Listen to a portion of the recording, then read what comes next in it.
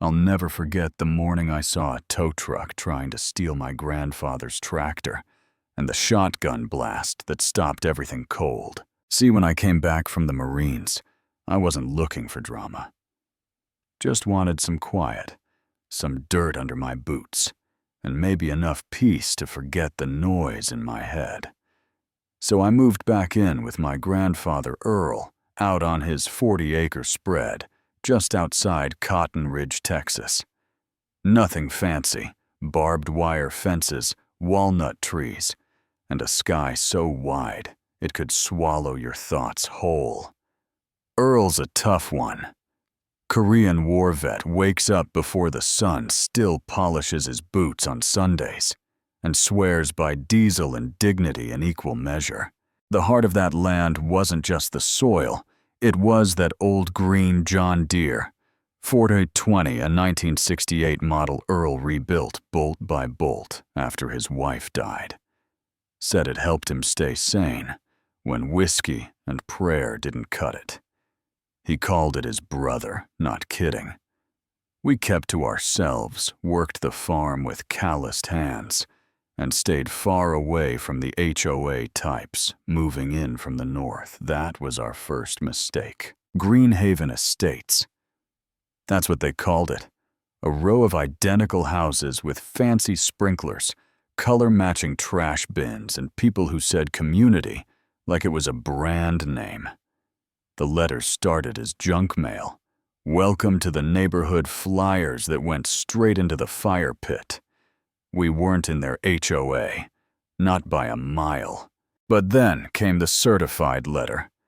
Said the tractor was a visual pollutant. Gave us 72 hours to relocate it out of public view. Earl didn't even blink. Just wrote, "Get lost" in Sharpie across the envelope and mailed it right back. But when you deal with people who've never fixed a fence post in their lives, they don't take no very well. Next Saturday, I headed into town for irrigation supplies. Got a picture message from Earl at 8:04 a.m. No caption, just a photo. A tow truck with a winch cable wrapped around our tractor like a hog being hauled to market. My stomach sank. I called twice. No answer. By the time I got back, I saw the whole circus from halfway down the drive, and the John Deere was tilted on a flatbed, two guys in branded polos fiddling with the winch, and Earl standing 20 feet away, Remington shotgun in hand, not shaking, just watching. I slammed my door. What the hell's going on? One guy turned sunglasses glued to his face. This vehicle's a visual hazard under Greenhaven HOA. We're authorized for removal. Authorized by who? I barked. This ain't your land. No further discussion required, he muttered. The engine of the truck growled like it was ready to leave with or without permission. Then Earl said low and steady, "Son, step back." I froze. He only called me that when the line had been crossed. He raised the shotgun slightly. "Touch that tractor again, and you're touching my brother." One of the guys smirked. Actually smirked, and reached for the remote. Earl fired a shell straight into the air. Boom! Dust flew, birds scattered, and the cable snapped like a whip. That's when the black SUV rolled in.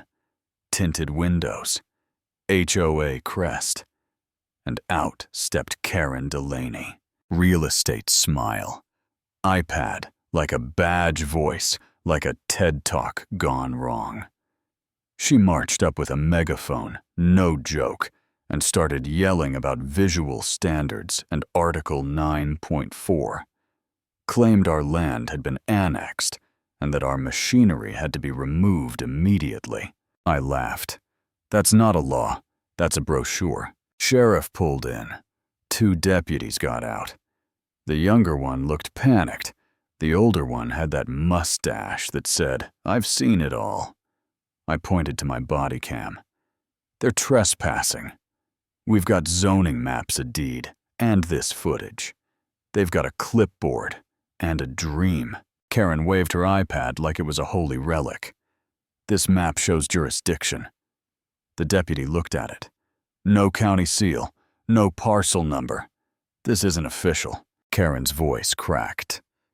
"It's part of our expansion plan." The older deputy shut her down. "No one moves a damn thing till we call the county." But the real twist that came later. See, I wasn't done. Called up Savannah Reyes, a real estate lawyer with a spine of steel and a sense of humor sharp enough to cut drywall. She came out the next day in heels, and Fury looked at the annexation map and said, "This is marketing, not zoning. This whole thing's a fraud." We dug deeper. Faux IA requests public records. Turns out Karen had created a shell company and funneled $87,000 of HOA funds into it under the name Community Visual Reassessment. That's what paid for the tow truck, the uniforms, the goons. No contracts, no licenses, just forged documents and arrogance. And it wasn't just us. She'd tried this on at least 6 other families, most of them older, living on land, just outside the HOA. She used fake legal notices, intimidation letters, even personal visits to get them to move or sell. So we took it all to the DA. The maps, the footage, the receipts. I uploaded everything to YouTube. HOA tries to steal Grandpa's tractor. Didn't expect a Marine. The video exploded. 500,000 views in a week. Local news picked it up. National media followed. Karen got dragged into court alongside her HOA board buddies.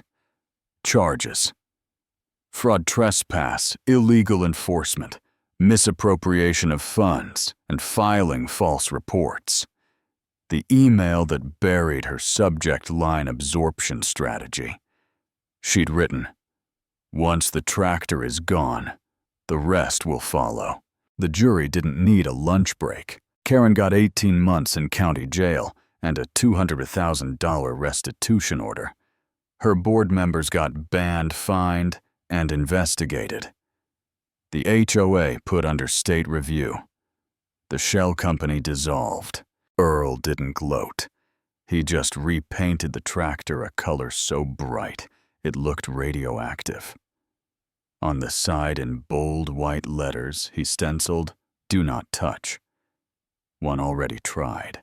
And we sat there afterward, 2 lawn chairs by the barn. Trigger snoring between us. Shiner beers sweating in our hands. No words. Just the sound of victory, quiet, earned, and damn satisfying. But the line, oh, it's still there. And now everybody knows not to cross it. So what do y'all think? Was the HOA justified, or did they go way too far? Was Karen delusional or just drunk on power? Drop a comment below. Let's talk about legacy land and the fine line between community and control.